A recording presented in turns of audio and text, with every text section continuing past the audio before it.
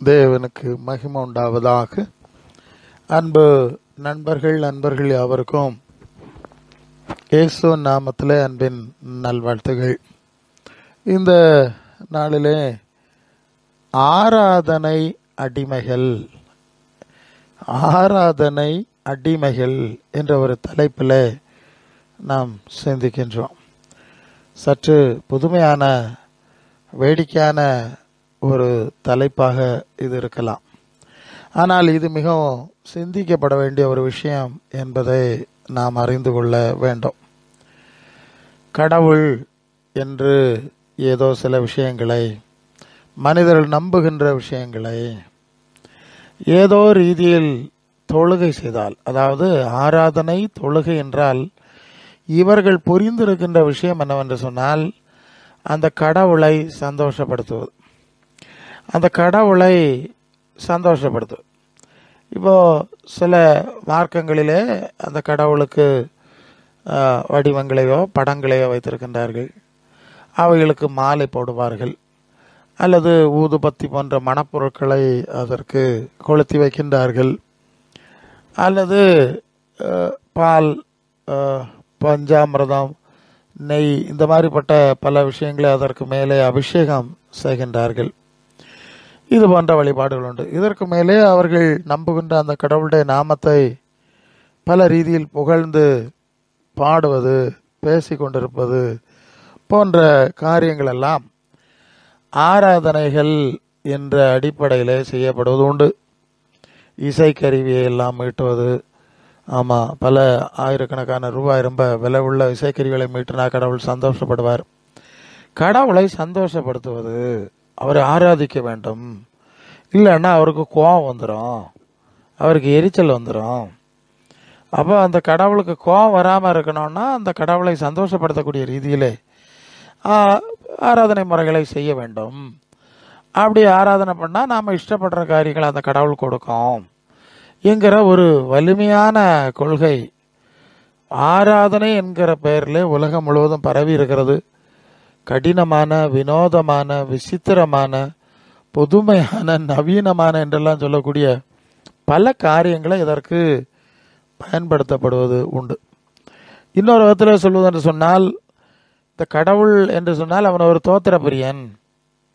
அவன் ரொம்ப தோத்திரத்திலையும் புகழ்லையும் மயங்கி வரம் கொடுக்குறவன், ஜனங்கள் விரும்புகிறெல்லாம் கொடுக்குறவன்ங்கிற மாதிரி ஒரு மோசடியான ஒரு ஒரு ஒரு கருத்தை உருவாக்கி கடவுள் தொழுகைகள், ஆராதனைகள் இருக்கின்றன, நிறைய இருக்கின்றன, பல ரீதியில் இருக்கின்றன, நாம் அதை அறிந்திருக்கின்றோம். ஆனால் இங்கே பைபிளில் இயேசு குறிப்பிடுகின்ற ஒரு காரியத்தை, அது மத்தேயு சுவிசேஷம் 15ஆம் அதிகாரம் 8-9 வசனத்தில், இந்த ஜனங்கள் தங்கள் வாயினால் என்னிடத்தில் சேர்ந்து தங்கள் உதடுகளினால் என்னை கனம் பண்ணுகிறார்கள், அவருடைய இருதயமோ எனக்கு தூரமாய் விலகி இருக்கிறது, மனுஷனுடைய கற்பனைகளை உபதேசங்களாய் போதித்து வீணாய் எனக்கு ஆராதனை செய்கிறார்கள் என்று ஏசாயா தீர்க்கதரிசி நன்றாய் சொல்லியிருக்கிறான் என்று சொல்லி, ஏற்கனவே பழைய ஏற்பாட்டு காலத்தில் ஏசாயாங்கிற தீர்க்கதரிசியின் மூலம் சொல்லப்பட்ட ஒரு செய்தியை மீண்டும் இவர் உறுதிப்படுத்துகின்ற ஒரு காரியத்தை நாம் பார்க்கின்றோம். வாயினால் சத்தம் போடுற ஆராதனை அவர் விரும்புவதில்லை.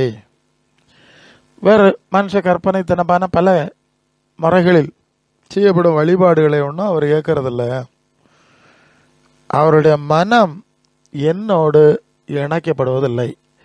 ஆராதனை அல்லது தொழுகை என்ற அந்த வார்த்தைக்கு என்ன சரியான பொருள் என்று சொன்னால், மனித மனங்கள் கடவுளோடு, இறைவனுடைய மனசோடு, உணர்வோடு, சிந்தையோடு, சித்தத்தோடு இணைக்கப்படுகிற அந்த அனுபவத்தை தான் ஒரு சரியான ஆராதனை என்று நாம் பொருள் கொள்ளலாம். மற்றபடி இவங்க செய்கிற எந்த காரியமோ அது கடவுளால் அங்கீகரிக்கப்படாது. அதுக்கு எந்த அடிப்படையும் இல்லை. தூய கடவுள் என்ற ஒன்று, அது தூய கடவுள் அல்லாத ஆராதனையில் இருக்கிறது. அது இந்த மாதிரிப்பட்ட பொய், மோசடி, இந்த மாதிரிப்பட்ட, அது உதாரணமாக ஏதோ ஒரு கடவுளை எடுத்துக்கொள்ளுங்கள், பூஜை செய்கின்றீர்கள் அல்லது தொழுகை செய்கின்றீர்கள். அந்த கடவுள் நீ தீமை செய்துவிட்டு, அக்கிரமம் செய்துவிட்டு இடத்தில் வரக்கூடாது என்று கடவுள்கள் பெரும்பாலும் சொல்வதில்லை. அதெல்லாம் யாரும் சிந்திக்கிறதில்லை. கடவுளுக்கு அந்த மாதிரி சிந்தையோ உணர்வோ ஒன்றுமே கிடையாது. அது ஒரு ஆமாம், அப்படிப்பட்ட ஒரு உணர்வற்ற நமக்கு சிந்தை இருக்குங்க. நம்மகிட்ட ஒருத்தன் வந்தால், நம்ம துதிபாடி கொண்டு வந்தால் நாம் ஏற்றுக்கொள்ள மாட்டோம். நீ துதிபாடி, நீ பொய் பேசுகிறாய், நீ தப்பு வக்கரம் பண்ணி கொண்டு நடிக்கிறாய் இல்லையா, கள்ளத்தனம் எல்லாம் செஞ்சுட்டு வந்து நீ எங்கள் முன்னால் நடிக்கிறாய்ன்னு நாம் முகத்தில் அடித்த மாதிரி சொல்லிடுறோம். நமக்கு அந்த அறிவு, அந்த புரிதல், அந்த உணர்வு நமக்கு இருக்குது. ஆனால் நாம் ஆராதிக்கிற கடவுளுக்கு இந்த மாதிரி எந்த உணர்வுமே கிடையாது. அப்படின்னா இதைத்தான் ஒரு வேளை உணர்வில்லாத கடவுள்கள்லாம் சொல்கிறாங்கல்ல, அது இந்த கேட்டகரியை சேர்ந்ததாக இருக்கணும். அதை பற்றி நாம் இங்கே விவாதிக்கவில்லை. உணர்வுள்ள, சிந்தை உள்ள, நீதி நியாயமுள்ள ஒரு கடவுள் என்ற ஒரு கொள்கையை தான் நாம் சிந்திக்கின்றோம். கடவுள் என்று சொன்னால், ஆமாம், காதை உண்டு பண்ணினவர் கேளாரோ, கண்ணை உண்டு பண்ணினவர் காணாரோன்னு பைபிளில் வசனங்கள் வரும். ஆகவே கடவுளை ஒரு குருடனாக, செவிடனாக, உணர்வில்லாத ஒன்றாக நாம் கற்பனை பண்ணிக்கொள்ளக்கூடாது. அப்படி கற்பனை பண்ணுவதாக இருந்தால் அதற்கு வேறு பெயர்கள் இருக்கிறது. ஓகே, அதற்குள் நாம் செல்ல விரும்பவில்லை. ஆனால் இன்று நடக்கிற ஆராதனை பெரும்பாலும் இந்த அடிப்படையில் தான் நடக்கிறது.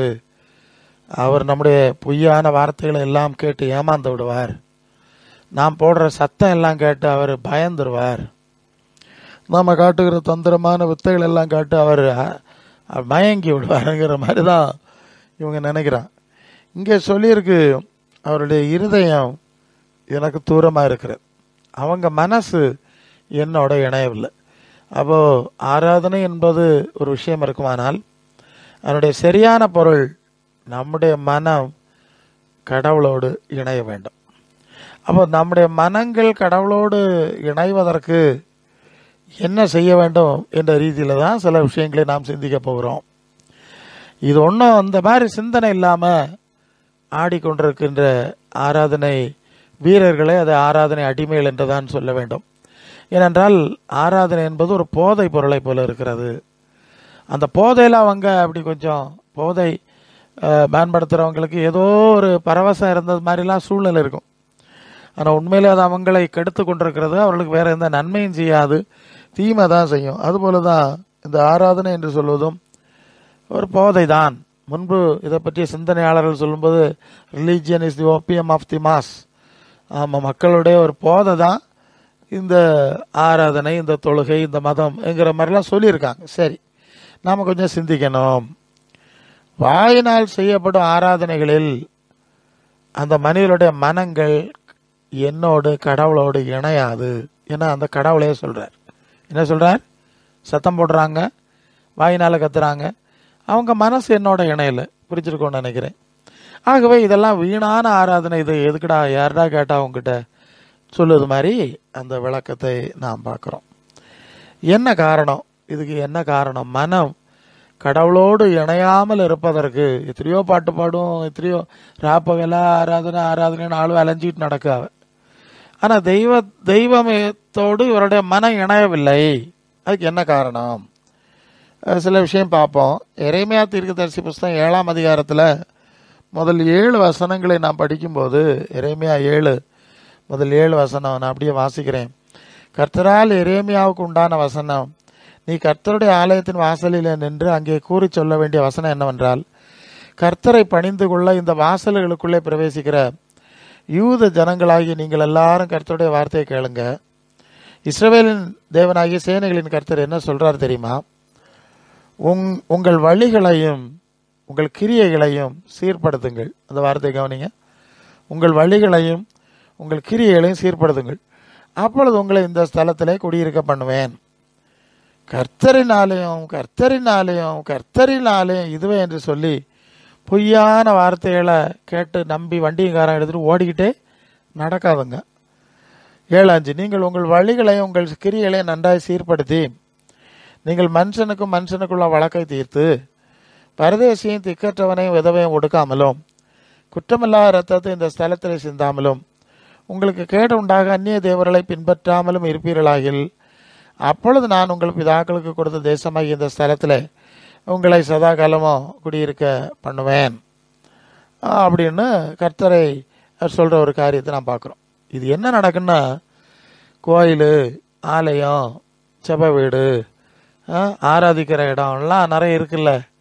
இந்த மாதிரி அன்னைக்கு இருந்தது எருசலேம். அந்த எருசலேம் ஆலயத்துக்கு வாசலில் போய் நின்றுங்க. தீர்க்கதரிசிட்ட சொல்லுவார், நிறைய பேர் ஆராதனை சேப்பம்னு வந்துட்டு இருப்பாங்க. அவங்கள்ட்ட தான் நீ இந்த காரியத்தை சொல்லணும். கர்த்தர் தம்முடைய ஊழியக்காரனை கொண்டு தேவாலயத்துக்கு ஆராதனையும் தொழுகை நடத்த வந்த மனிதர்களுக்கு தான் இந்த செய்தியை சொன்னார் என்பதை முதலாவது கவனத்தில் கொள்ளணும். உங்கள் வழிகளும் எனக்கு மனசும் இணையலை, அது இணைய வேண்டும். அதுக்குள்ள காரியத்தை செய்யுங்க. மீண்டும் புரியணும், என் வழியும் உங்கள் வழியும் இணையலை, அது எதிரெதிராக நிற்குது. இதை சரிப்படுத்தக்குள்ள வழியை பாரு. எல்லாம கோயில், செப வீடு, ஆராதனை, மன்றம், பாட்டு, ஆவியோட உண்மையோட என்னெல்லாமோ சொல்லிக்கிடுவாங்க. அதெல்லாம் உங்கள்கிட்ட கேட்கல. நீ எத்தனை சத்தம் போட்டாலும் உனக்கு மனசும் எனக்கு மனசும் இணையாது. எனக்கு மனசு வேறு, உனக்கு மனசு வேறு. நீங்கள் ஏசாயா 55ஆம் அதிகாரத்தில் 7லிருந்து 9 வரை உள்ள வசனங்களை படித்தா என்ன சொல்கிறார் கேட்போம். துன்மார்க்கன் தன் வழியையும் அக்கிரமக்காரன் தன் நினைவுகளையும் விட்டு கர்த்தரிடத்தில் திரும்பணும், அவர் அவன் மேல் மனதுருகுவார். நம்முடைய தேவனிடத்திற்கே திரும்ப கடவன், அவர் மன்னிக்கிறதுக்கு தயவை பெருத்திருக்கிறார். 8ஆம் வசனம், என் நினைவுகள் உங்கள் நினைவுகள் அல்ல, உங்கள் வழிகள் என் வழிகளும் அல்லவென்று கர்த்தர் சொல்லுகிறார். பூமியை பார்க்கலாம் வானங்கள் எப்படி உயர்ந்திருக்கிறதோ அப்படி உங்கள் வழிகளை பார்க்கலாம் என் வழிகளும், உங்கள் நினைவுகளை பார்க்கலாம் என் நினைவுகளும் உயர்ந்திருக்கிறது என்று சொல்றார். இப்போ என்ன புரியுது? தன் வழிகளை முதலாவது சரிபன். அக்கிரம சிந்தை, கிரமம், அக்கிரமம், தேவ சித்தத்துக்கு விரோதமான காரியங்களெல்லாம் நீ மாற்றி பண்ண என்ன செய்? சரிப்படுத்து. சரிப்படுத்துவதான் உன் மனசு என்னோட இணைக்க வைக்கிறதுக்கு சரியான முறை. இப்போ உங்கள் நினைவு என் நினைவு இல்லை, உங்கள் வழியில் என் வழி இல்லை. வானத்துக்கும் பூமிக்கும் எவ்வளவு இடைவெளி இருக்கோ இந்த அளவு உங்கள் வழிகளுக்கும் என் வழிகளுக்கும், உங்கள் நினைவுகளுக்கும் என் நினைவுகளுக்கும் இடைவெளி இருந்தா உங்கள் மனசு எப்படி என்னோட இணையும்? உங்கள் மனசு எப்படி என்னோட இணைய முடியும் என்று கேட்கின்ற ஒரு கேள்வியை நாம் பார்க்கின்றோம். இதே அடிப்படை சிந்தனை தான் இன்றைக்குள்ள மனிதர்களும் சிந்தித்து கொள்ள வேண்டும். கடவுளுடைய வழிகளுக்கும் மனிதர்களுடைய வழிகளுக்கும் தொடர்பே இல்லாமல் இருந்துட்டு இவங்க சிலுவை, ரத்தம், இயேசு, வேற நாமம், பாட்டு, ஆட்டம், இசைக்கருவி எல்லாம் போட்டு என்னங்க பிரயோஜனம்? ஒரு பிரயோஜனம் கிடையாது. மனசு இணையாது. மனிதருடைய வழிகளும் தேவனுடைய வழிகளும், மனுஷனுடைய மனமும் தேவனுடைய மனமும் இணையக்கூடிய ஒரு நிலைமைக்கு வராவிட்டால் இவருடைய ஆராதனைகள் வீணான ஆராதனை தான்.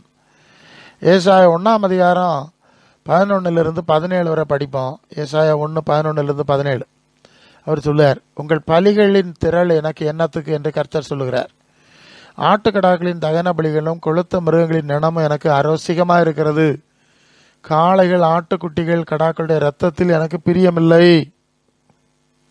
நீங்கள் என் சந்நிதியில் வரும்போது என் பிரகாரங்களை இப்படி மிதிக்க வேண்டும் என்று உங்களிடத்தில் கேட்டது யார்? இனி வீண் காணிக்கைகளை கொண்டு வர வேண்டாம். தூபம் காட்டுதல் எனக்கு அருவருப்பாக இருக்கிறது. நீங்கள் அக்கிரமத்தோடு ஆசரிக்க மாத பிறப்பு, ஓய்வு நாள், சபை கூட்டம் நான் இனி சகிக்க மாட்டேன். உங்கள் மாத பிறப்புகளையும் உங்கள் பண்டிகைகளையும் ஆத்மா வருகிறது. அவைகள் எனக்கு வருத்தமாக இருக்கிறது. அவைகளை சுமந்து இழைத்து போனேன். நீங்கள் உங்கள் கைகளை விரித்தாலும் என் கண்களை உங்களை விட்டு நான் மறைக்கிறேன். மிகுதியாக நீங்கள் ஜெபம் பண்ணாலும் கேளேன். உங்கள் கைகள் இரத்தத்தினால் நிறைந்திருக்கிறது. உங்களை கழுவி சுத்திகிறீங்கள். உங்கள் கிரியைகளின் பொல்லாப்பை என் கண்களுக்கு மறைவாய் அகற்றிவிட்டு தீமை செய்வதை விட்டு ஓயுங்கள். நன்மை செய்ய படியுங்கள். நியாயத்தை தேடுங்கள்.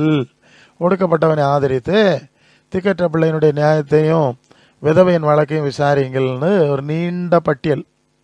என்னெல்லாம் சொல்றாரு பாருங்க. தொடக்கத்திலிருந்து எதுக்குடா எனக்கு இந்த பலி? அது ஆட்டுக்கடா பலியாக இருந்தாலும் சரிதான், தோத்திர பலியாக இருந்தாலும் சரிதான், பலி தானே. உங்களுக்கு தோத்திர பலியும் வேண்டாம், ஆட்டுக்கடா பலியும் வேண்டாம். நனங்கள், காணிக்க ஒன்றும் கொண்டு வராதங்க.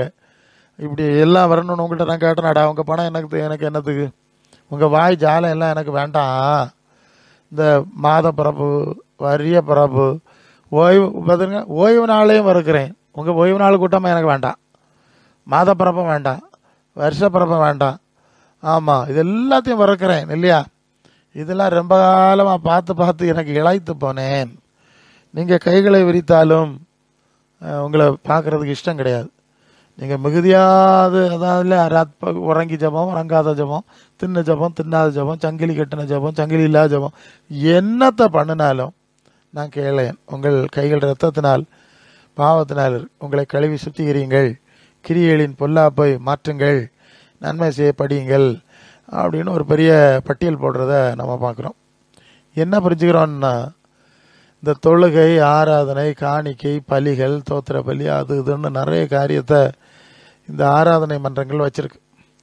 அப்படிலாம் செஞ்சிட்டோன்னா ஏதோ கடவுள் வந்து இவர்களெல்லாம் ஒவ்வொருத்தரையும் அங்கீகரிச்சிருக்கார், இவங்க கேட்டதெல்லாம் கொடுக்க போகிறார் என்கிற மாதிரி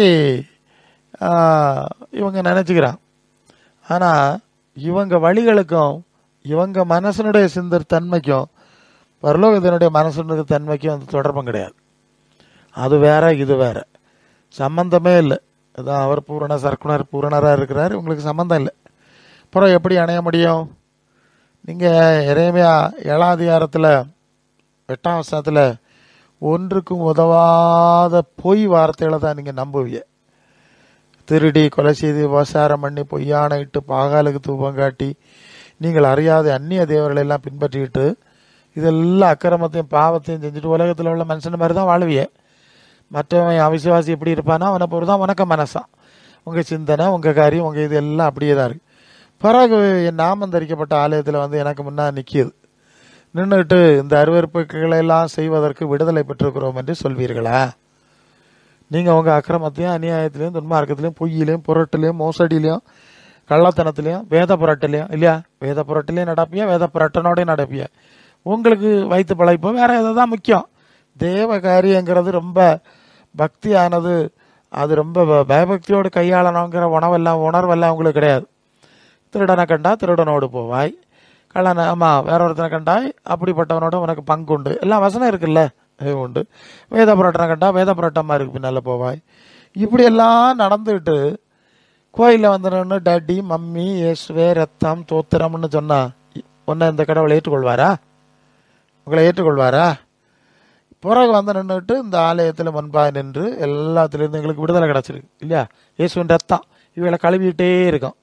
ஆமாம், இவளை ஒவ்வொரு நாளும் அவனை பள்ளி செலுத்தினான் பண்டு கொண்டு ஆடு மாட இவன் வந்து இயேசுவின் ரத்தம்னு சொல்லிக்கிட்டு ஆராதனையில் போனால் பாவம் என்ன செஞ்சிருமா, கழுவப்பட்டிருப்பான்.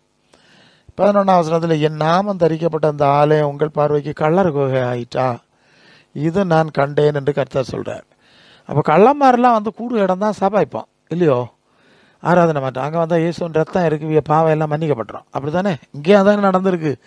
அப்போ இப்படிப்பட்ட கள்ளத்தின நாடகத்துக்கு நீங்கள் எனக்கு ஆலயத்தை வச்சுக்கிடணும், எனக்கு நாமத்தில் தொழுகைகள் ஆராதனைகள்லாம் வச்சுருக்குது எல்லான்னு கேட்காரு. எவ்வளோ தூரம் எங்கே வர போகிறாருன்னு பார்த்துடுங்க. அப்போது இந்த உலகத்தில் நடக்கிற அந்த ஆராதனை கூட்டங்கள் எல்லாம் அதை பிரசங்க மாதிரி ஏமாத்துது. இது ஒன்றும் சொல்லுது இல்லையே, இது ஒன்றும் சொல்லுதில்லை. இப்படியே ஜனங்கள் வண்டியும் காரம் எடுத்துகிட்டு ஓடிக்கொண்டிருக்கிறார்கள்.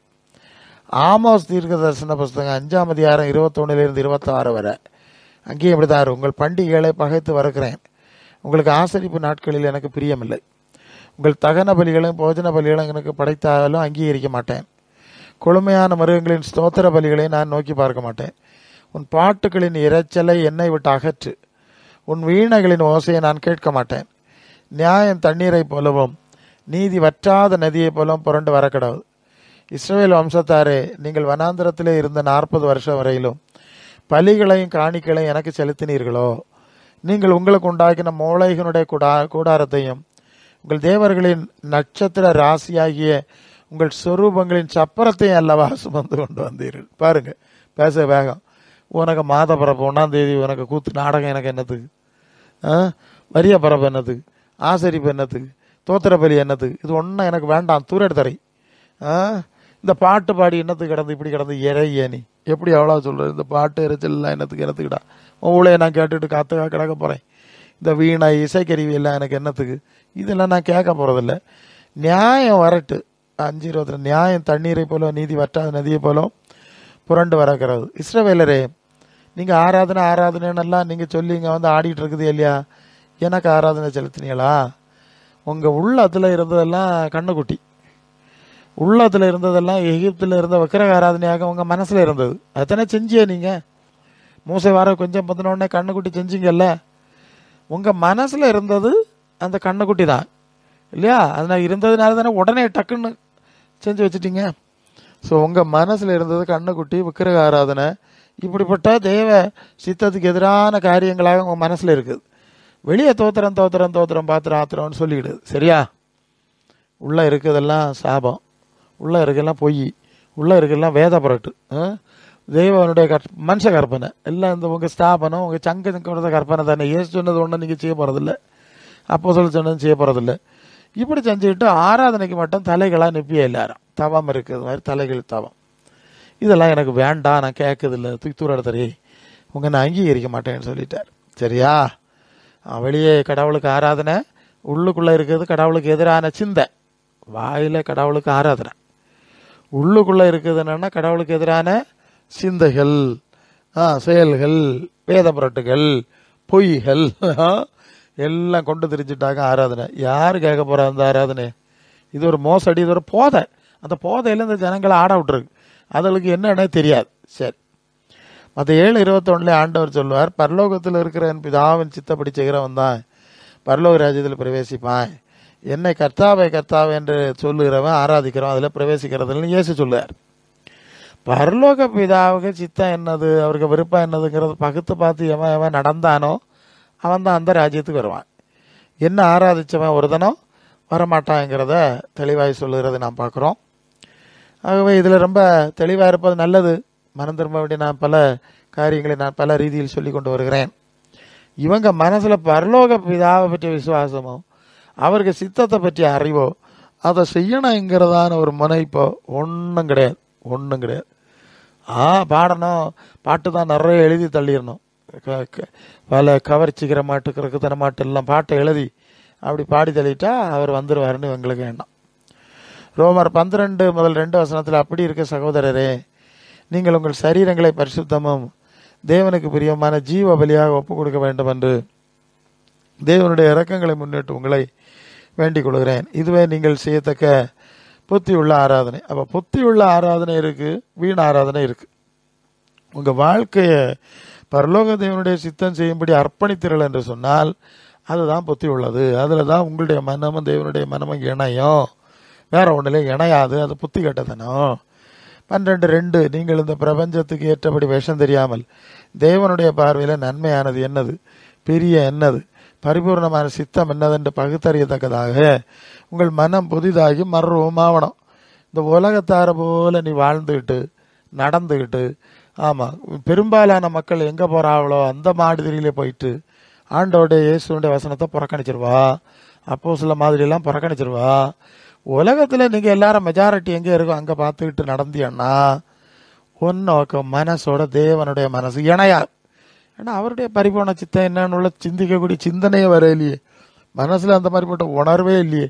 உணர்வு இல்லாத அவருடைய இருதயம் இருள் அடைந்தது என்ன சொல்லியிருக்கு இல்லையா? அது மாதிரி இருளாக கிடக்கு. வாயில் மட்டும் தோத்துறான் அதுறான் அதுறான் அப்பா தோத்துறான் தோத்துறோம் தோத்துறேன் எல்லாம் சத்தம். இப்படி சத்தம் போட்டு சீக்கிரமாக தந்துடும் நேரம் ஆகுது, உடனே வாங்கி பறிக்கணும் எங்கிறது மாதிரி தான் நீங்கள் சொல்லிகிட்டு இருக்கிறீங்களே தவிர வேற ஆவேசம் ஆத்திரம் வெப்ராளம் எல்லாம் இருக்கே தவிர தேவை சித்தம் என்னது அந்த சிந்தையே கிடையாது. இந்த உலகத்தில் எல்லாரும் எப்படி நடப்பீங்களோ அப்படி தான் நீங்கள் நடப்பீங்க. அப்படியே நடந்துக்கிட்டு தேவைப்பிள்ளைன்னு வந்தால் உங்களை யார் ஏற்றுக்கொள்ள போகிறது? அவர் சொல்கிறது இல்லை, உங்கள் ஆராதனை எல்லாம் வேண்டாம், அதெல்லாம் வேஸ்ட்டு, பொழுதுபோக்கு. பகுத்தறிவு இல்லாத ஆளுகளுக்கு ஆராதனை அவருக்கு என்னத்துக்குன்னு கேட்கார். அவர் பகுத்தறிவு இல்லாத ஆளுகளுக்கு ஆராதனை எனக்கு வேண்டாம்னு சொல்லுவார். மத்தேயு 13:43 அப்பொழுது நீதிமான்கள் தங்கள் பிதாவின் ராஜ்யத்தில் சூரியனை போல பிரகாசிப்பார்கள், கேட்கறதுக்கு காதலோன்னு கேட்க கிடவன். அப்போ பிதாவின் ராஜ்யத்துக்கு இந்த ஆராதனைக்காரர்கள் யாரும் போக மாட்டார்கள். அதான் உண்மை. நீதிமான்கள் மட்டும்தான் போவான். நீ ஆராதிக்கல இல்லை உங்ககிட்ட கேட்கல, நீ நீதிமானா, தேவ நீதி முதலாவது தேவனுடைய ராஜ்யத்து நீதியை தேடுங்கள். மத்தேயு 6:33 தேவ நீதியை தேடின நீதிமான்கள் மட்டும்தான் அந்த பிதாவினுடைய நீதிகளை அறிஞ்சு நடந்தவங்க மட்டும்தான் அந்த பிதாவினுடைய ராஜ்யத்துக்கு போவார்கள். இயேசு ஆராதனைக்காரெல்லாம் போக மாட்டார்கள், எந்த ஆராதனைக்காரெல்லாம் போக மாட்டார்கள். அதுதான் உண்மை. அப்போ இதை கவனத்திலே கொள்ள வேண்டும். வெளிப்படுத்தல் 3ஆம் அதிகாரம் முதல் 2 வசனத்தில் வரும்போது சர்தை சபையின் தூதனுக்கு எழுத வேண்டியது என்னவெனில், தேவனுடைய 7 நட்சத்திரங்களை உடையவர் சொல்லுகிறதாவது, உன் கிரியை அறிந்திருக்கிறேன். நீ உயிர் உள்ளவன் என்று பெயர் கொண்டிருந்து செத்தவனாக இருக்கிறாய். நீ விழித்து கொண்டு சாகிறதுக்கு எதுவானவளை ஸ்திரப்படுத்து. உன் கிரியைகள் தேவனுக்கு முன்பாய் நிறைவுள்ளவளாய் காணவில்லை. அப்போ எல்லா சபைக்கும், இந்த 7 சபைக்கு செய்தி சொல்லும் போதும், உன் ஆராதனை அறிந்திருக்கிறேன், உன் ஜபத்தை அறிந்திருக்கிறேன், உன் விசுவாசத்தை அறிந்திருக்கிறேன், உன் பாட்டை அறிந்திருக்கிறேன், என்னுடைய சபையில் உள்ள இசைக்கருவிகளை அறிந்திருக்கிறேன். எங்கேயாவது சொன்னாரா? ஒன்றும் சொல்லலை. உன் கிரியை அறிஞ்சிக்கிட்டு இருக்கேன், அதான் விஷயம். உன் வழிகளை அறிஞ்சிருக்கேன், உன் செயல்களை அறிஞ்சிருக்கேன், உன் சிந்தனைகளை அறிஞ்சு, உன் போக்குகளை அறிஞ்சிருக்கேன். நீ உலகத்துக்கு ஏற்ப போறியா, பரலோக பிதாவுக்கு ஏற்ப சிந்திக்கியா, இதை பார்த்துட்டு இருக்கிறேன். அப்போ இந்த சபைக்கு சொல்லுகிறார், நீ உயிர் உள்ள வேணா படம் காட்டுவா. உலகத்தில் பயங்கர உங்களுக்கு ஆளு கூட்டம், வெள்ளை கட்டியாச்சு, இன்னும் நூதனமான வித்தை எல்லாம் அடித்து பிரம்மாண்டமான ஆளை கூட்டி இசைக்கறியை எல்லாம் மீட்டி நீங்கள் சத்தம் போட்டு அலறதை காட்டி, நாங்கள்லாம் பயங்கர சபை, வல்லமையான சபை, சக்தியான சபை, எப்படி வல்லமையான சபை, வல்லமையான ஆராதனைன்னு சொல்லிட்டு உலகத்தை ஏமாத்திட்டு இருக்கிறா. நீ செத்துக்கிட்டு இருக்கா, உனக்கு ஆத்மா செத்துக்கிட்டு இருக்கு. உன் ஆத்மாவும் தேவனுக்கு சம்பந்தம் இல்லை, உனக்கு மனசுக்கும் தெய்வத்துக்கும் ஐக்கியம் இல்லை. இப்படியாக நீ இருந்துகிட்டு இருக்கிற. அதனால சீக்கிரம் விழிச்சிரு. செத்துக்கிட்டு இருக்கிறாய், சாகிறதுக்கு எதுவானாலும் ஸ்திரப்படுத்து. உன் கிரியைகள் ஒன்றும் எனக்கு முன்பு சரியாக கிடையாது. இதெல்லாம் நீ மோசடி, ஏமாத்த வித்த. ஆமாம், அந்த ஆராதனை மன்றங்கள் ரொம்ப யோசிக்கணும். சீக்கிரம் செத்து போவாய், என்கிட்ட வரமாட்டாய், இது மோசடி, உன் வழி எனக்கு வழி இல்லை, என்னை பற்றி பரல எனக்கு பிரியமானதுன்னு சிந்திக்கவனே தெரியாது. அந்த பகுத்தறிவே கிடையாது உனக்கு. அதனால நீ அழிந்து கொண்டிருக்கிறாய், எச்சரிக்கையாயிருந்து எச்சரிக்கிறார். தீர்த்து 1ஆம் அதிகாரம் 16ஆம் வசனத்தில் அவர்கள் தேவனை அறிந்திருக்கிறோம் என்று அறிக்கை பண்ணுகிறார். கிரியையினாலும் அவரை மறுதளிக்கிறார்கள். அவர்கள் அருவருக்கப்படத்தக்கவர்கள், கீழ்ப்படியாதவர்கள், எந்த நற்கிரியும் செய்ய ஆகாதவர். இப்போ என்ன புரியுது? எங்களுக்கு தெய்வத்தை தெரியும், நாங்கள் ஆராதிப்போம், மற்ற ஆராதனை தப்பு, இது நாங்கள் எங்களுடைய ஆராதனை தெய்வம் தான் சரி, எங்கள் ஆராதனை சரின்னு சொல்லுதான் மிச்சம். உன் கிரியைக்கும் தெய்வத்துக்கும் சம்மந்தமே கிடையாது. அந்த பரலோக பிதாவுடைய கிரியைக்கும் உனக்கு கிரியைக்கும் சம்மந்தம் இல்லை, மனசு இணையலை. அப்போ கிரியைகளினாலே நீ வாயினாலும் படத்தினாலும் தான் அப்படி இருக்கிறீர்கள், கிரியையினால் மறுதளிக்கிறீர்கள். இங்கே அருவருப்பாடாதவர்கள், தேவனுக்கு சித்தம் செய்ய கீழ்ப்படியாதவர்கள், ஒன்றுக்கு உதவாதவர்கள் என்று தீட்டுகிற காரியத்தை நாம் பார்க்குறோம். வெளிப்படுத்தின விசேஷம் 22:12 இயேசு சொல்வார், இதோ நான் சீக்கிரமாய் வருகிறேன், அவனவனுடைய கிரியைகளின்படி அவனவனுக்கு நான் அளிக்கிற பலன் என்னோட கூட வர்றது. அவனவனுடைய கிரியை செயல்களுக்கு ஏற்பதான் பலன் கொடுக்க வர்றேனே தவிர, நீ என்ன வரிய கணக்காக ஆராதிச்சான்னு சொல்லி ஒன்றை நான் தப்பாக விட போகிறது கிடையாது. அதுதான் அந்த வசனத்துடைய பொருள். இந்த ஆராதனை மன்றங்கள் இந்த ஆராதனை போதைகளிலிருந்து விடுபடணும். பரலோக பிதாவின் சித்தம் எவை என பகுத்து பார்க்கும்படியான ஒரு சூழ்நிலைக்குள்ளே வரணும். பிதாவின் ராஜ்யம் செல்ல தகுதிப்படணும். இல்லைன்னா மிகப்பெரும் ஆபத்து காத்திருக்கிறது மறந்துடக்கூடாது. கொள்ளை நோய்கள்லாம் இயேசு ஆராதனை மன்றங்களை ஒன்றும் அணுகாது. நாங்கள் ஆராதனை வீராங்கனைகளாக்கும், எங்களுக்கு கொள்ளை நோய் வராதுன்னெல்லாம் மக்களை மொட்டாளாக்கி கொண்டிருந்தாங்க. பிறகு கொரோனா வந்து இந்த ஆராதனை மன்றங்களில் உள்ளவர்களே நிறைய பேரை பாஸ்டர் மாதிரியும் விசுவாசிகளாம் என்ன பண்ணிட்டு வாரி போயிட்டு எல்லாரும் செத்து போயிட்டான். மறந்துடப்படாது. இந்த ஆராதனை உனக்கு பயன்படாது. உன் வழியும் கடவுளுடைய வழியும் இணையலைன்னா, உன் மனசும் கடவுளுடைய மனசும் இணையலைன்னா எல்லாம் வேஸ்ட்டு. இது மறந்துடப்படாது. இவனை ஏமாற்றுவான். நீ ஏதோ ஞாயிற்றுக்கிழமை மற்ற நாள் கொஞ்சம் நேரம் அங்கே போய் பாடி ஆடிட்டு வந்துடுனா பரலோக தேவனுடைய பிள்ளை ஆயிடலான்னு நீ நினச்சப்படாது. நீ பரலோக தேவனுடைய சித்தம் என்னென்னு பகுத்து பார்க்கணும். அவருடைய வழியை பகுத்து பார்த்து நடந்தால் மட்டும்தான் உன் மனசு பரலோக தேவனோடு இணைக்கப்படும். ஆகவே இந்த மன்றங்களுடைய சில மன்றங்கள்ல எல்லாம் சாட்சி, அவர் அப்படி ஆக்கும், இவர் இப்படி ஆக்கும், எல்லாம் அந்த கள்ள மாதிரி சாட்சி சொல்லுவான். இந்த சாட்சி ஒன்றும் கொண்டு பரலோக ராஜ்யத்துக்கு போக முடியாது. ரொம்ப முக்கியம். மற்றவங்களுடைய சாட்சி, உங்கள் மன்றங்களுடைய சாட்சி ஒன்றும் பரலோக ராஜ்யத்துக்கு கொண்டு போகாது, தகுதிப்படுத்தாது. ரொம்ப எச்சரிக்கை. வெளிப்படுத்தல் 3:5 ஜெயங்குழுகிறவன் எவனோ அவனுக்கு வன்வஸ்திரம் தரிப்பிக்கப்படும். ஜீவ புஸ்தகத்திலிருந்து அவனுடைய நாமத்தை கிறுக்கி போடாமல் பிதா முன்பாகவும் அவருடைய பரிசுத்த தூதர் முன்பாகவும் அவனுடைய நாமத்தை நான் அறிக்கை பண்ணுவேன். நல்லா கவனிச்சுக்கணும். இந்த சாட்சி ஒன்றும் பயன்படாது. இயேசு சொல்லுகிற ஒரு சாட்சி இருக்கு, அது பரலோகத்தில் சொல்லுது. பிதாவுக்கு முன்பாக நின்று சொல்லக்கூடிய சாட்சி. உலகத்தில் இருக்க வேலையை பிதாவாகிய தேவனை நீ விசுவாசிக்கலை, அவருடைய சித்தம் செய்யறதை பற்றியும் சிந்திக்கலை. இப்படி வாழ்ந்த பிறகு அந்த பிதாவுக்கு முன்ப இவையெல்லாம் எனக்கு பக்தர்களாகும், பரலோகவாசிகளாகும் அப்படின்னு சொல்லி இயேசுநாதர் சாட்சி கொடுப்பாரா? யோசித்து பாருங்க, எவ்வளோ மோசடி நடக்காது. உலகத்தில் இருக்கவளே பிதாவினை ஏற்றுக்கொள்ளலை, பிதாவை போல பூரண சர்க்குணராக விரும்பலை, அவருக்கு சித்தமானதுன்னு பகுத்து பார்க்க எனக்கு இஷ்டம் இல்லை. இப்போ நான் எப்படி கொடுக்க முடியும்? அதான் அந்த பிதாவுக்கு முன்பு கள்ளமாருக்கெல்லாம் கள்ள சாட்சி தான் சொல்லணும், அவருக்கு தெரியாதாக்கும். இவன் கள்ளமாருக்கு சாட்சி சொல்ல வந்திருக்கான், இவனெல்லாம் கள்ள பயவே இல்லையா, நான் சொன்னதை கேட்கல, என்னையே நம்பலை, இயேசுநாதர் தான் கடவுள், அவர் ஆராய்ச்சா குறுக்கு வழியில் சொர்க்கத்துக்கு போகலாம், அற்புதங்கள்லாம் நடந்த கள்ளா பயவளுக்கு இவன் சாட்சி சொல்ல வந்திருக்கான். இப்படி தான் பிதாவாகிய தேவன் இயேசுவை பற்றி நினைப்பார். கொள்ளாமா? ஏன்னா அவருக்கு தான் எல்லாம் தெரியும்ல. அதனால இயேசு அப்படி செய்ய போகிறதில்ல. அவர் சொல்லிட்டார், அதெல்லாம் நடக்காது. அவருக்கு சித்தம் செய்த ஆளுகளுக்கு நான் சாட்சி சொல்லுவேன், மற்ற ஆளுகளுக்கு சொல்ல மாட்டேன்.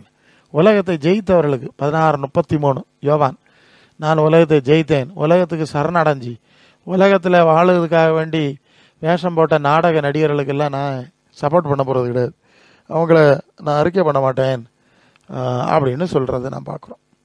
ஸோ இயேசு ஆராதனை செஞ்சால் அவர் இவர்களுக்காக பொய் சாட்சி சொல்லி இவர்களை காப்பாற்றிடுறான்னு இவங்க நினச்சா தப்பு. அப்படி கனவு காணக்கூடாது. 2 கொரிந்தியர் 5:10, ஏனென்றால் சரீரத்தில் அவனவன் செய்த நன்மைக்காவது தீமைக்காவது தக்க பலன் அடையும்படி நாம் எல்லாரும் கிறிஸ்துவ நியாயசனத்திற்கு முன்பாக வெளிப்பட வேண்டும். உலகத்தில் வாழ்ந்தபோது செய்த நன்மைக்காவது தீமைக்காவது உரிய பலன் கொடுக்கும்படி இயேசுவை நியாயாதிபதியாக அனுப்புவார். அவரை ஆராதிச்சு நீ ஏமாற்றி ஒரு சலுகை அடைய முடியாது, நடக்காது. இது கவனத்தில் கொள்ளணும். ஜனங்களை பிரசங்கி மாதிரிலாம் முட்டாளாக்கி மூட நம்பிக்கை போதைக்குள்ளே அடைச்சி வச்சுருக்காங்க, நடக்குது. அதனால சொல்கிறது காரணம், நியாய தீர்ப்பின் நாளின் அதிபதி இயேசு கிடையாது, அவரை ஏற்படுத்திய பிதாவாகிய தேவன் என்பதை மறந்துடக்கூடாது. பிதாவாகிய தேவன் தான் நியாய தீர்ப்பின் நாளின் தலைவராக அதிபதியாக இருப்பார்.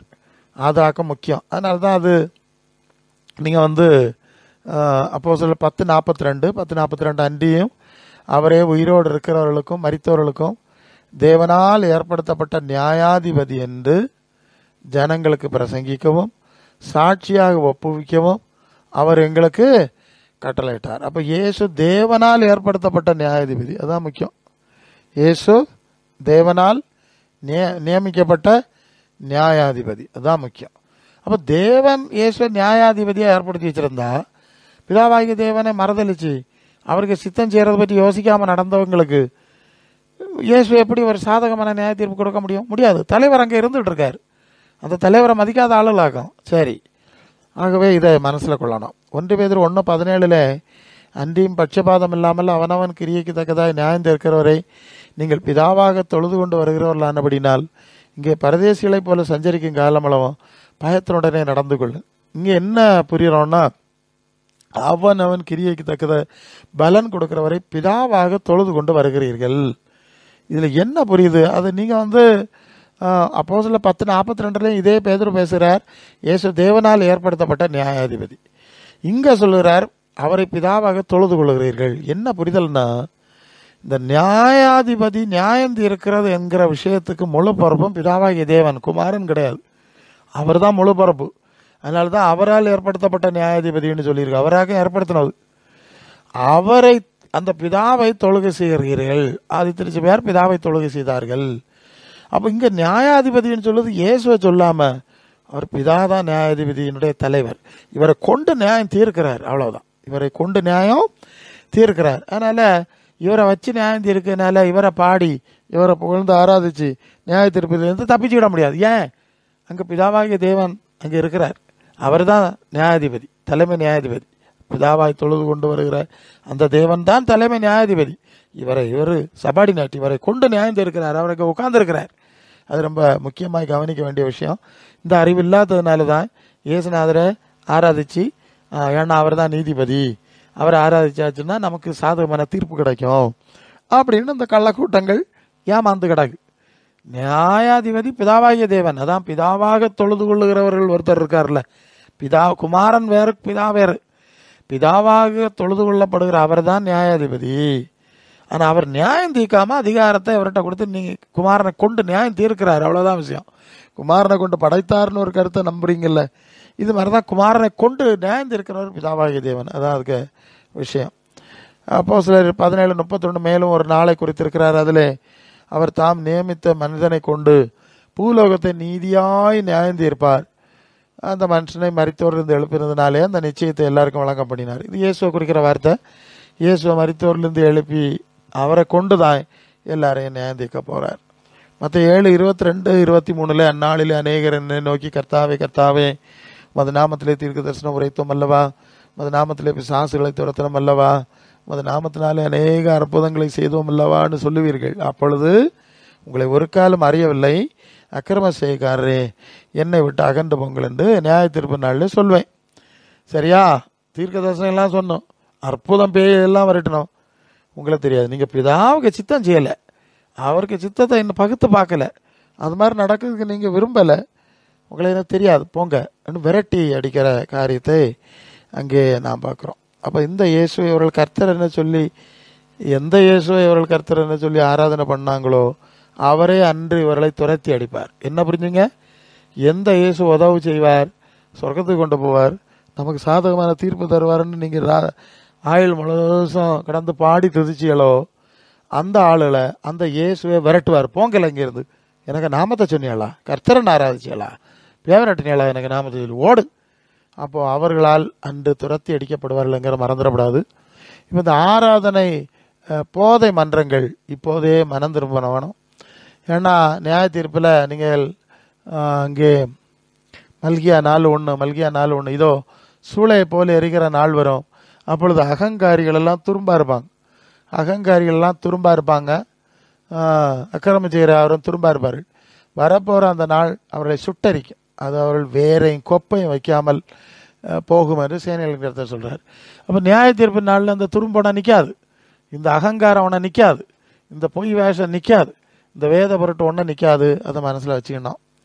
லூக்கா 6:46 ஏசு சொல்கிறார், என்னை ஆண்டவரே ஆண்டவரே என்று நீங்கள் சொல்லியும் நான் சொல்கிறபடி நீங்கள் என்ன ஏன் செய்யலைன்னு கேட்குறாரு. ஆண்டவரே, கடவுளே, இயேசுவே, டாடி, மம்மின்னு சொல்லுவீங்க, நான் சொல்கிறது கேட்கலன்னா உங்களை அக்கிரமக்காரர்னு நியாயம் தீர்ப்பேன். யோவான் 14:23-24 இயேசு அவனுக்கு பிரதித்திரம், ஒருவனில் அன்பாக இருந்தா என் வசனத்தை கடைபிடிப்பான், அவனிடத்துல என் பிதா அன்பாக இருப்பார், நாங்கள் வந்து வாசம் பண்ணுவோம். என்னில் அன்பாக இராதவோட என் வசனங்களை கை கொள்ள மாட்டான். நீங்கள் கேட்குற வசனம் என்னுடையது கிடையாது, என்ன அனுப்பின பிதாவுடையது. அப்போ பிதாவின் வசனத்தை கேட்க இஷ்டம் கிடையாது. அப்படி இல்லாத ஆளுகளுக்கு எப்படி நல்ல தீர்ப்பு கொடுக்க முடியும்? கொடுக்க முடியாது. துரத்தி அடிச்சிருவேன். பிதாவுக்கு முன்னாலேயாக நிற்க நான் ஓடிரு. அன்னைக்கே பிதாவுடைய வசனத்தை கைக்கொள்ள இல்லை, பிதா சித்தம் பற்றி நீங்கள் நான் சிந்திக்கலை, ஓடி பிறன்னு வரட்டுவார். யோவான் 13:15 சொல்வார், நான் செய்தது போல நீங்களும் செய்யும்படி உங்களுக்கு மாதிரி காண்பித்தேன், மாதிரி சொல்லியிருக்கேன், வார்த்தை சொல்லியிருக்கேன், பார்த்துக்க அப்படின்னு சொல்கிறார். நீங்கள் யோவான் 5:19 இயேசு அவர்களை நோக்கி, மெய்யாகவே மெய்யாகவே நான் உங்களுக்கு சொல்லுகிறேன், பிதாவானவர் செய்ய குமாரன் காண்கிறது எதுவோ அதை அன்றி வேறு ஒன்றையும் தாமாக செய்ய மாட்டார். அவர் அவைகளை எப்படி செய்கிறாரோ அவைகளை குமாரன் அப்படியே செய்கிறார். இங்கே என்ன சொல்கிறாருன்னா, பிதாவாகிய தேவன் நான் என்ன செய்யணும்னு எனக்கு காட்சியாக காண்பிக்கிறார். வார்த்தை சொன்னார், ஒன்று சொன்னார், இப்போ சொல்கிறார் அவர் காட்டின மாதிரி, அவர் ஒரு மாதிரி காண்பிக்கிறார், நான் அந்த மாதிரிப்படி தான் நான் செய்கிறேன் அப்படின்னு அவர் சொல்கிறார். சுயமாக நான் செய்கிறதில்ல, அவர் என்ன சொல்லி தர்றாரோ அதை செய்கிறேன், அவர் என்ன காண்பிச்சு தர்றாரோ அது மாதிரி நான் மாடலாக செய்கிறேன் என்று தான் குறிப்பிட்டிருக்கிறாரு. தவிர எல்லாம் இந்த மாதிரி சத்தம் போட்டு ஆளெல்லாம் குறுக்கு வழியில் நான் கொண்டு சொர்க்கத்தில் சேர்த்துருவேன் அப்படின்னு ஒன்றும் அவர் சொல்லலை. இது ரொம்ப நீங்கள் புரிந்து கொள்ள வேண்டிய ஒரு முக்கியமான காரியமாக இருக்கிறது. மத்தேயு 28:20 சொல்வார், நான் உங்களுக்கு கட்டளையிட்ட யாவையும் கை கொள்ளும்படி அவர்களுக்கு உபதேசம் பண்ணுங்கள். நான் கட்டளையிட்டது தான் உபதேசம் பண்ணணும், வேற உங்களுக்கு தோணுதெல்லாம் நீங்கள் உபதேசம் பண்ணக்கூடாது. ஆமாம், ஜனங்களை சந்தோஷப்படுத்ததெல்லாம் நீங்கள் உபதேசம் பண்ணக்கூடாது. நான் கட்டளையிட்டவைகளை மாத்திரமே நீங்கள் உபதேசம் பண்ண வேண்டும் என்று தெளிவாக சொல்லுகிற காரியத்தை நாம் பார்க்கிறோம். ஸோ அதனால் இதை குறித்து விழிப்பாக இருக்கணும். எபேசியர் 5:6 சொல்லுது, இப்படிப்பட்டவளை நிமித்தம் கீழ்ப்படியாமையின் பிள்ளைகள் மேல் தேவ கோபாக்கினை வருவதால் ஒருவனும் உங்களை வீண் வார்த்தைகளினாலே மோசம் போக்காதபடி எச்சரிக்கையா இருங்க. வீண் வார்த்தைகளை சொல்லி உங்களை மோசம் போக்குவாங்க, ஏமாத்துவாங்க. ரொம்ப கவனமாக இருங்க. பாடினா போதும், ஆடினா போதும், ஆராய்ச்சா போதும், குதிச்சா போகிறோம், காணிக்கை குடித்தா போதும், வெள்ளை அடித்தா போகிறோம், ரொட்டி தின்னா போகிறோம், இப்படி எல்லாம் ஏமாத்துவான். ஏமாந்து போவாத, இப்போமே மனம் திரும்பிடு. இனி காலம் கிடைக்காது. இந்த வாயினால் நீங்கள் செய்கிற வித்தைகளும் இதெல்லாம் வேண்டாம். உங்கள் வழிகள் தேவனுடைய வழிகளோடு இணைக்கப்படணும். உங்கள் இருதயம், உங்கள் மனம் தேவனோடு இணைக்கப்படணும். அப்படி இணைக்கப்படாவிட்டால் உங்களுக்கு பரலோக ராஜ்யத்தில் பங்கில்லை, நீதிமான்களுடைய ராஜ்யத்தில் பங்கில்லை, பிதாவின் ராஜ்யத்தில் பங்கில்லை. பிதாவின் சித்தம் செய்தவர்களுக்கு மட்டுமே அது கிடைக்கும். அதனால் இந்த ஆராதனை அடிமைகளாக இருக்காமல், போதைக்கு அடிமைப்பட்டு கிடக்காம கொஞ்சம் புத்தியாக விழிப்போடு நடக்க தேவன் நம்ம எல்லாருக்கும் உதவி செய்யணும். கர்த்தர் இந்த வார்த்தையினால் நம்மை ஆசீர்வதிப்பாராக. ஆமென்.